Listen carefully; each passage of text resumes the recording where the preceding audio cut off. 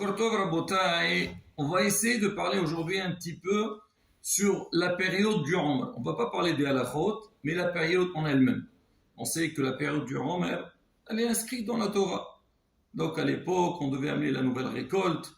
Donc on amène à Pessah, on amène aussi à Shavuot. Mais aujourd'hui, il n'y a pas cette, disons, ce qu'on faisait à l'époque de Beth Amikdash, mais on fait un souvenir de ça, on compte le Omer tous les jours. Mais dans cette période, il y a pas mal de règles à respecter. Déjà, il y a des restrictions, comme on sait tous, jusqu'au lendemain du Omer, de l'Akbar Omer, selon les Sfaradim, on ne peut pas se raser. Le Harizal, donc il va jusqu'à Shavuot. Mais Hachamim, ils disent que cette période du Omer, elle est considérée comme Hol HaMoed. Quel Hol HaMoed? On sait qu'en Israël, elle est sortie d'Égypte, donc à Pessah, le 15 Nissan, ils se sont libérés donc d'Égypte. Et à Shavuot, on a reçu la Torah. Alors on dit que ces deux fêtes-là, chacune, elle représente une liberté. La fête de Pessah représente la liberté physique. Am Israël est sorti. Mais la fête de Shavuot, elle représente une indépendance donc spirituelle, on a reçu la Torah.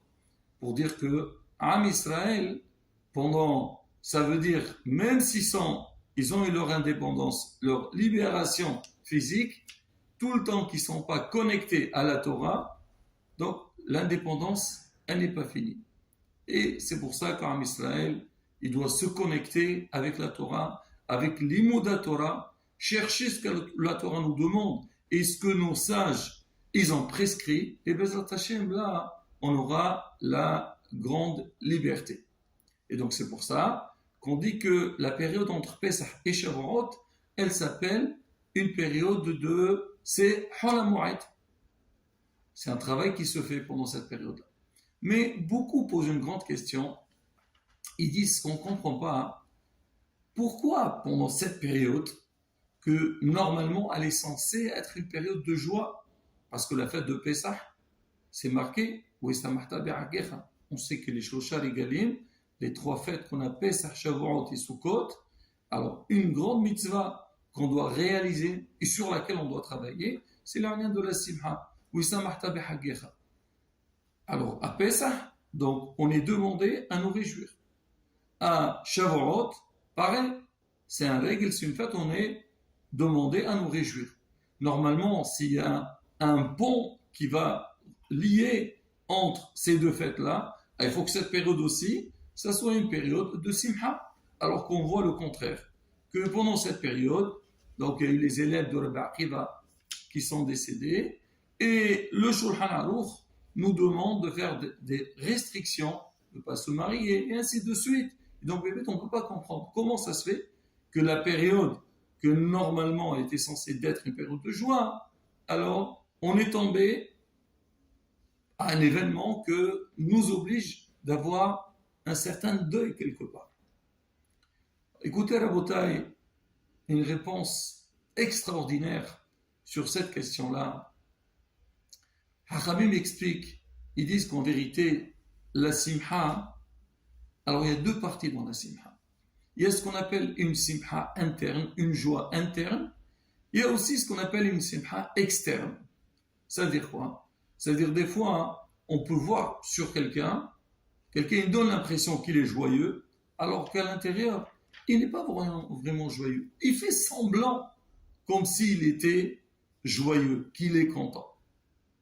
La vraie joie, c'est quoi? C'est que la personne, donc au fond d'elle-même, elle est bien, et la joie qu'elle a en elle, elle est reflétée sur son visage. On dit souvent, le visage, comment il s'appelle? Il s'appelle panim.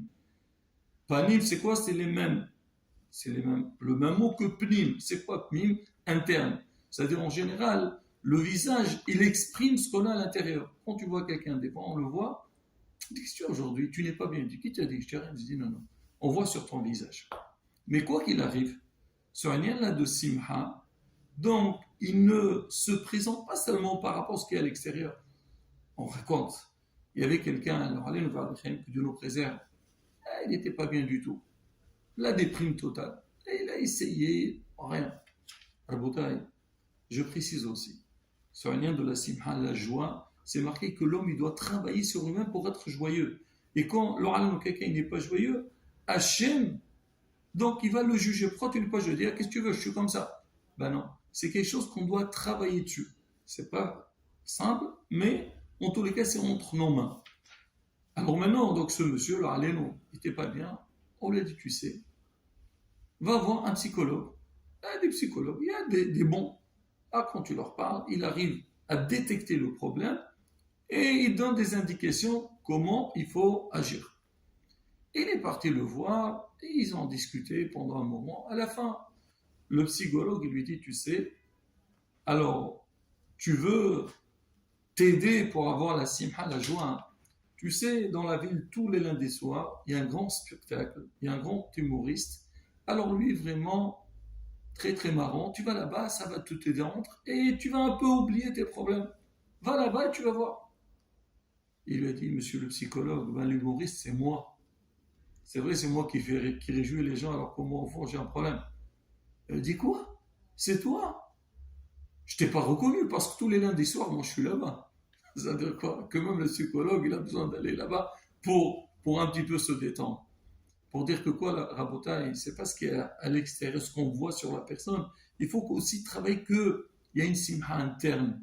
Même si, Baruch Hashem, on essaye de chercher la simha, mais il faut, comme on dit, être serein avec soi-même. Alors, c'est ça, on explique. Il y a la simha externe, il y a la simha aussi interne qui va être aussi, qui va jaillir sur l'extérieur. Maintenant, Hachamim, ils disent, David al-Melech, il dit, Pirkoudé Hashem, Yesharim, mais ça m'élève. Les lois d'Hachem, elles sont droites, réjouissent le cœur de l'homme. C'est-à-dire quoi? C'est-à-dire si quelqu'un il cherche la joie, c'est en étudiant la Torah. Quand tu étudies la Torah, tu t'investis dans les mots de la Torah et tu comprends la profondeur de la Torah, tous les règles qu'il y a dans la Torah, un limoud comme il faut. Pas c'est un petit je viens dans un cours et je passe mon temps à discuter et à rêver. Bon, déjà, commence par ça. Mais en tous les cas, quelqu'un qui s'investit dans les mots de la Torah, la Torah tous les jours, il va ressentir cette simha. Il va voir que sa vie, elle est différente. Il va mettre, j'ai eu beaucoup de témoignages des personnes qui n'étaient pas investies dans l'étude de la Torah. Je ne dis pas des gens qui étudient toute la journée, mais des gens qui fixent un moment d'étude, matin, l'après-midi ou le soir.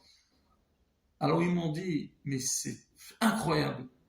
Avant de fixer ce moment d'étude, on était perdu. Mais depuis qu'on a commencé à étudier la Torah, on a vu que c'était différent. Déjà, on a un équilibre dans notre vie et ça nous donne une simha. Et on a un plaisir de venir tous les jours étudier parce que tous les jours, on découvre et on réalise qu'on a énormément de choses d'apprendre et on apprend, Bezat Hashem, d'aller dans la voie d'Akadosh Baruch Hu. Alors on dit que les mots de la Torah, ça c'est quelque chose qui peut vraiment donner une grande simha à la personne. Et là, on répond à la question qu'on a dit, comment ça se fait que la période entre Pesach et Shavuot, qui était censée d'être donc une période de simha, on a des problèmes, donc il y a l'histoire des élèves de la Makiva. Certes, on doit penser à eux, on doit nous priver de certaines choses, mais justement, on nous demande d'avoir une simha particulière, c'est en étudiant la Torah. Et quand tu étudies la Torah, tu vas avoir la réelle simha, la vraie simha. Et ça fait que quoi, mais de Pesach Shavuot aussi, on a une certaine simha, mais simha shel emet. Et là, la bataille, c'est le moment à le dire que Am Israël, de la même manière qu'à l'époque de la sortie d'Égypte, ils se sont préparés à Matan Torah tous les jours, ils ont avancé pour arriver au 49e degré de Kedusha. Nous aussi, pendant cette période, on doit faire Bezat Hashem, nous investir dans le monde de la Torah avec l'espoir qu'Akadosh Baruch Hu nous envoie les Goula Shlema et qu'on arrive à Matan Torah prêt comme il faut. Amen. Kéné Rasson.